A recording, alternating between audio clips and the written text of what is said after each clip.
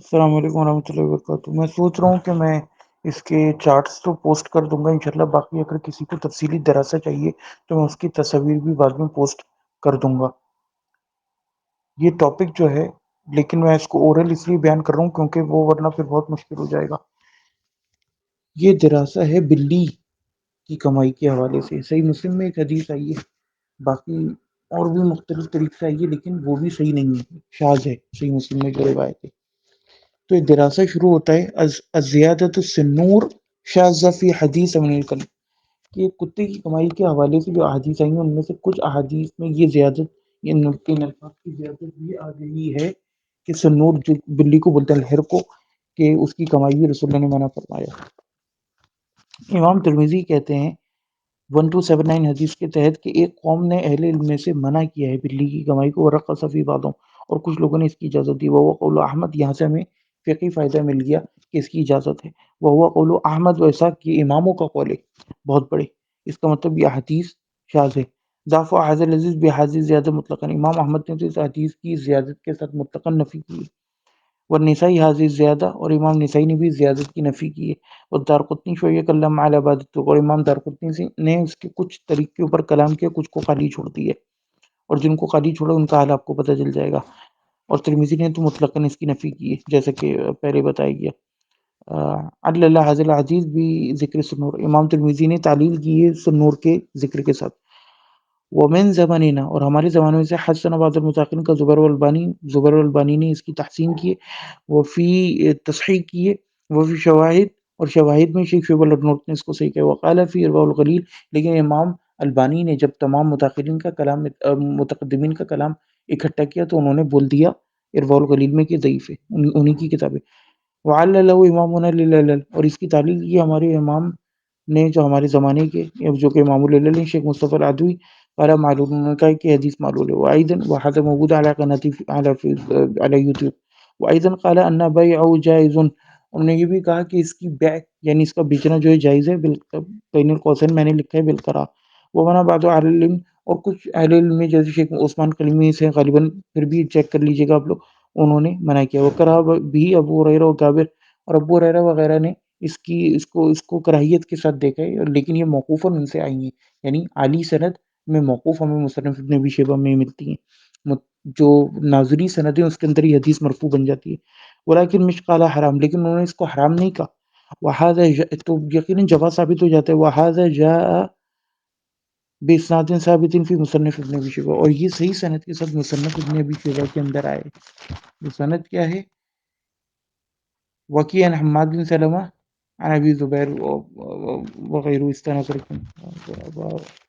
ابو زبیر عن جابر، اس طرح کر کے دیکھ لیجیے گا۔ حدیث نمبر ہے 22858، یہ شسری کی نمبرنگ ہے، امام شسری کا جو ہے۔ اچھا، اب اس کے بعد ایک اور فائدہ ہے کہ تابعین اس کو جائز سمجھتے تھے۔ شسری کی تحقیق میں 22851، حدثنا ابن ادریس ابو بکر قال حدثنا ابن ادریس عن ہشام عن ابن سیرین قال کان لا یرى بأسا فی ثمن الحق، یعنی وہ ان سے عموماً مراد ہے صحابہ، جب ابن سیرین نے بولے وہ بلی کے بیچنے میں کوئی برائی نہیں سمجھتے تھے۔ شرح علت ترمذی میں اور جامع علوم والحکم میں ابن رجب الحنبلی کی ہیں دونوں، اس میں وہ کہتے ہیں کہ انکر احمد وغیرہ حدیث معقل عن ابی زبیر وقال ابن رجب کانا معقل ثقہ، کہ امام احمد بن حنبل معقل کی ابو زبیر سے روایتوں کو کہتے تھے کہ ان کا انکار کرتے تھے، منکر کہتے تھے اور کہتے تھے، اور ابن رجب نے کہا کہ معقل جو ہے ثقہ ہے، وکانا احمد یضاعف و حدیث، لیکن امام احمد اس کی تضعیف کرتے تھے اس کی حدیث کی، جو کہ ابو زبیر کے طریق سے ہیں، خاص طور پہ وہ یقول یشبہ حدیث و حدیث ابن، اس کی حدیث معقل کی جب ابو زبیر سے ہیں تو یہ ابن لہیہ کی حدیث کی طرح، یعنی کہ مردود۔ وہ میں نے حدیث نہا، اور پھر انہوں نے ایک حدیث بھی نقل کری، دونوں حدیثیں نقل کری، ان میں سے ایک تھی یہ بلی کی بیچنے کے لحاظ سے، وہی اب فی صحیح مسلم، لیکن یہ صحیح مسلم میں، پھر میں نے اس کے ریفرنسز لکھے ہیں، جس کو چاہیے ہوں گے اویلیبل کر دیے جائیں گے۔ قال امام احمد، یہ جامع العلوم میں، ان لقل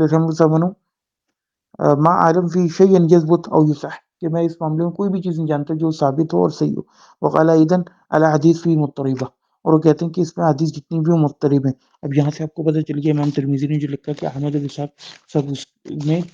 ترتیب دیتے تھے کہ جائز ہے بلی کی کمائی۔ اس کے بعد میں نے اس کے اندر کچھ صحیح حدیث جمع کی ہیں، جو کہ امام بخاری مختلف 2-3 سندوں سے لائے، اس میں سے ایک مشہور سند ہے یعنی کہ امام سفیان ثوری، سفیان بن عیینہ اور امام مالک وغیرہ ہو گئے، یہ سب ابن شہاب سے نقل کرتے ہیں، اور وہ ابو بکر بن عبد الرحمن سے، اور وہ ابو مسعود سے، اور وہ رسول اللہ سے، کہ رسول اللہ نے کتے کی کمائی سے اور رنڈی وغیرہ کی کمائی سے ان سے منع فرمایا۔ اس میں دو تین چیزیں آپ لوگ دیکھ سکتے ہیں، ایگزامپل کے طور پہ ایک نمبر نقل کر رہا ہوں، 2237 بخاری اور 5962 بخاری، 5761 بخاری۔ اسی طرح صحیح مسلم میں 4015، اور ایک اور نمبر ہے، میں آپ لوگوں کے لیے آسان دارالسلام کی ترقیم کے مطابق نقل کر دیتا ہوں۔ صحیح مسلم میں آئے گا یہ آپ کے پاس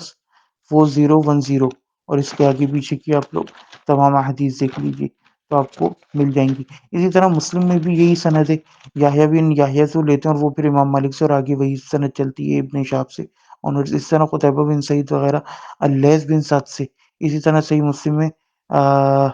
جو ہے وہ محمد بن زما، اور یہی قتیبہ بن سعید سے اور انلیس بن سعد سے، اور پھر وہ زہری سے، اور آگے وہی سند چلتی ہے۔ امام نسائی بھی لیتے ہیں 4292 اور 4666 پر، تو یہ آپ لوگ دیکھ سکتے ہیں۔ اب صحیح مسلم کے اندر 4015 دارالسلام کی ترقیم کے مطابق ایک سند آئی ہے، اس میں معقل عن ابی زبیر، یہ سند ہے، سند بھی بالکل مختلف ہے باقی سندوں سے، اور اس کے اندر یہ اضافہ ہے کہ نحن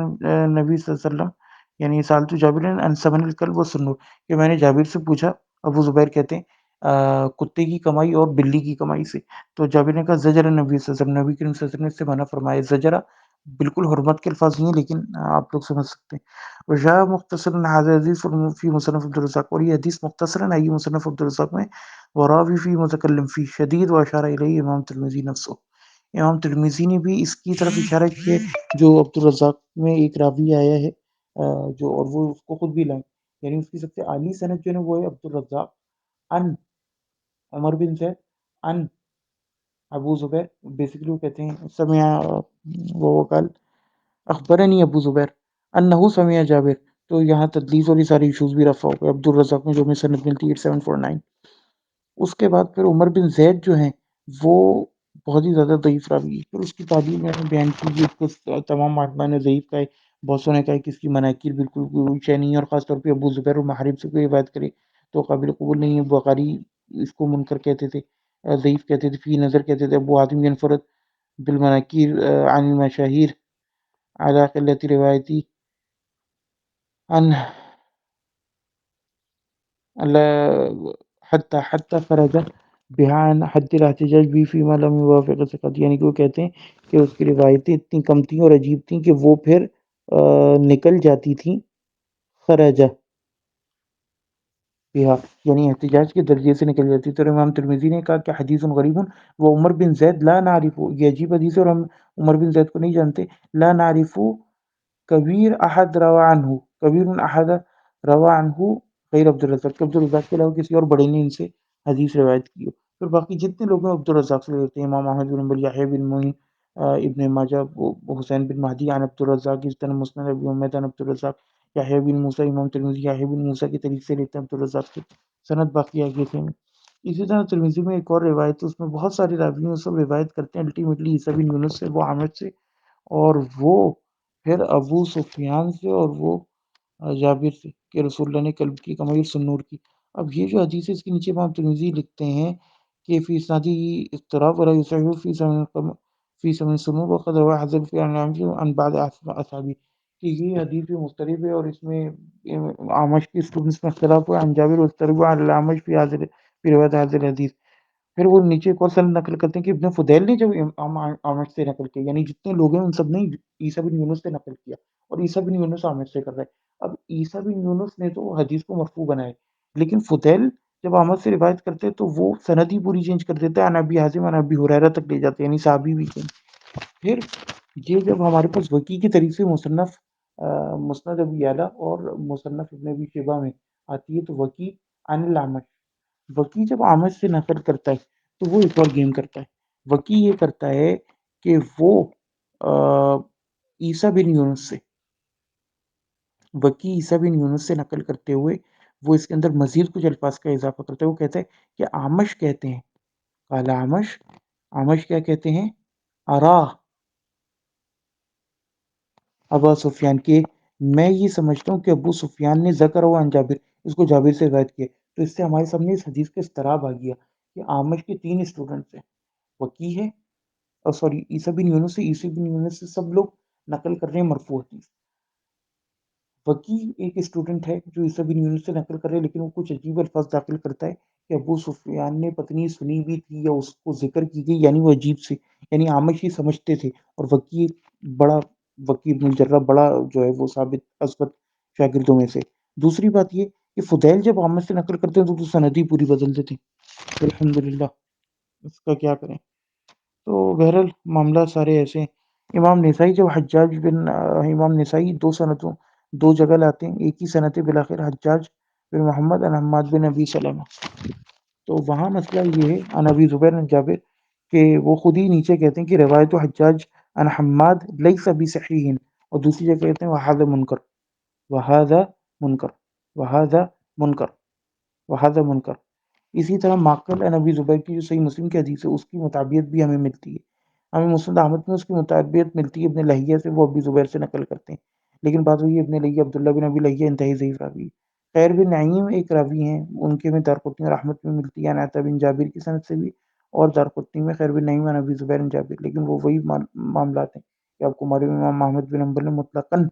اس کی جو ہے وہ حدیث کی نفی کی ہوئی السلام۔ تو یہ اس معاملے کا